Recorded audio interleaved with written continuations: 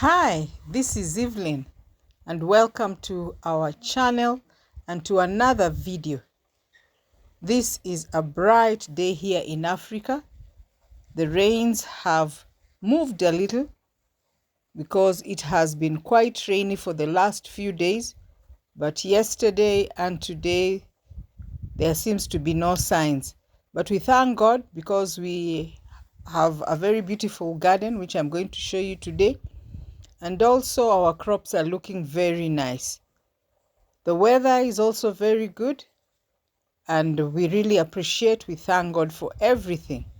I also want to take this opportunity to thank my subscribers and the viewers for always coming back.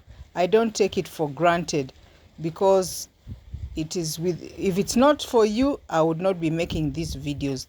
So though I enjoy doing videos, but I also appreciate the comments that you give and also the encouragement so that we can be able to have our channel grow. If you are new here, welcome and kindly consider subscribing if this is the sort of content that you like. Otherwise, I really appreciate all of you. And in today's video, I'm going to show you our garden. We are actually on the slopes of Mount Kilimambogo, which is in Machakos County in Kenya, Africa. If you may not know, Africa is a continent. So we have planted many vegetables, and today I am just harvesting an indigenous or a traditional vegetable called nderema. When you cook it, it is quite slimy, it is quite rich in iron, and it's very popular among the western part of Kenya communities, eaten with ugali, which is a sort of thick maize flour, and we really like it. Actually, you can say you drink it because you can't touch it. It is very slimy, but we like it, we enjoy it. It's actually a creeping plant, and as you can see, it is creeping on this bougainvillea on the side, and also on this indigenous tree, which is close to a fence, and so it has enough space for it to just creep. And many people come to collect it from here because there are not many people who have it. So today I'm also actually just speaking for a friend, and she'll be here in a short while so that she can also go and enjoy some of these vegetables that we are privileged to have in this area, which is semi-arid. If this is your first time to see or hear this vegetable, let me know. What do you call it in your mother tongue? And how do you eat it? Actually, how do you prepare it? For us, it's just a little cutting, and you don't even need to fry it, but some people do fry it. And it's really delicious. It has it's a rich source of iron as well.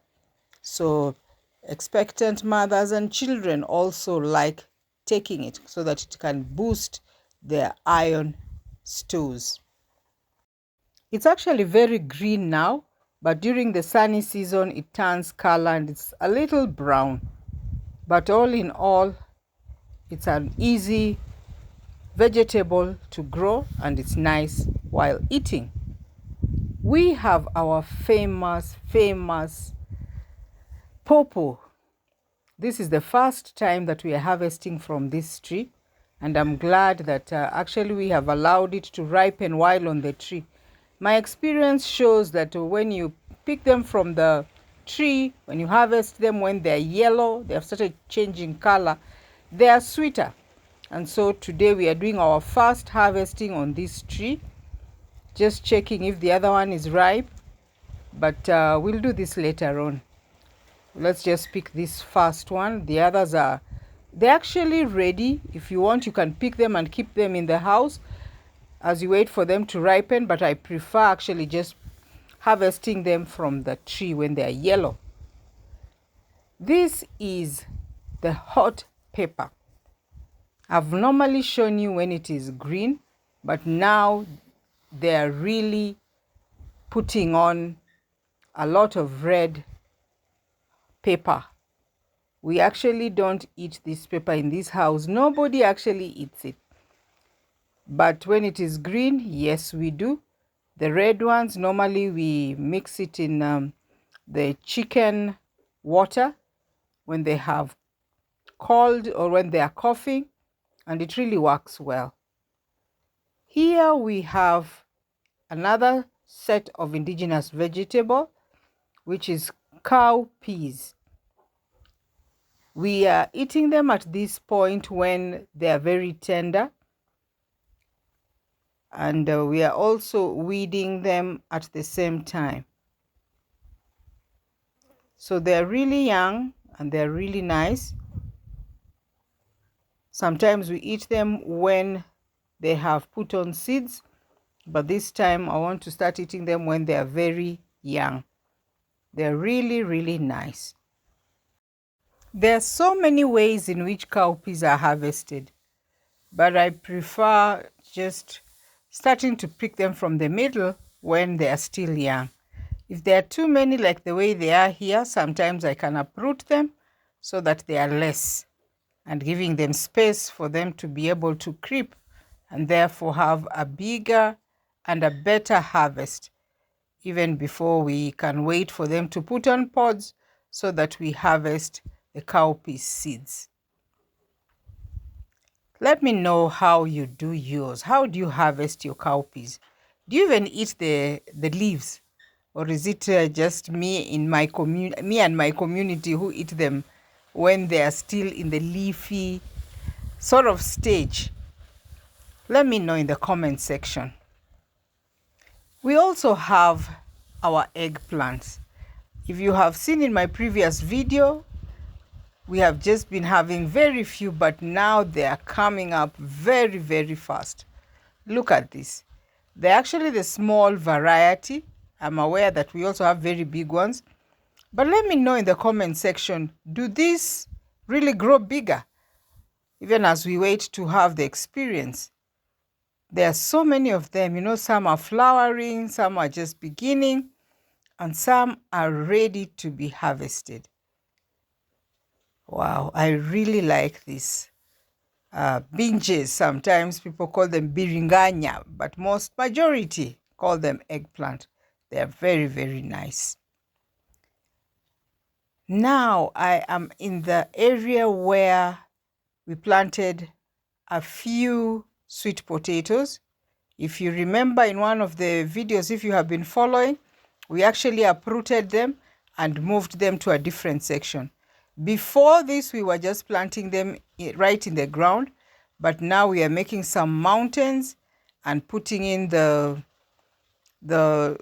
different varieties into these small mountains. They are easier to dig them up. It's easier when you're harvesting them, but even weeding is very easy because you could just simply uproot some of the weeds, if any, and try and return the creeping plant towards one hill like this. It's easy actually to weed sweet potatoes. I can't wait for that season because I eat a lot of sweet potatoes for breakfast, and I'm trying to do away with the wheat product. So this is the yellow and the purple sweet potato variety mixed. I actually don't have any of the white ones because I believe white is just mainly starch. But when we have these ones that are colored, this is actually biofortification. So we have a lot of vitamin A in these sweet potatoes, and they're really good, not only for elderly people, but it's just across the cohorts. Even for children, they do very well. They're nice. Now I have my famous pumpkin, and today I decided that I'm actually going to eat most of the crops or most of the vegetables because the rains have been away for like 2 days. So it's easier when you weed them at this time. And this one in particular, we have set it aside that we are not going to eat the pumpkin leaves because it is said that when you reduce or you keep interfering with the leaves, then you don't get a lot of fruit.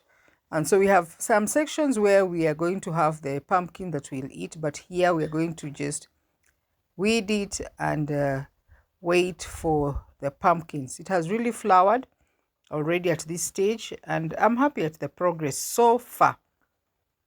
So I keep weeding them so that it doesn't interfere with the other sections. So thank you so much for watching. I really appreciate. And if you haven't subscribed, kindly do so. Leave a sweet comment, and I'll see you in the next one.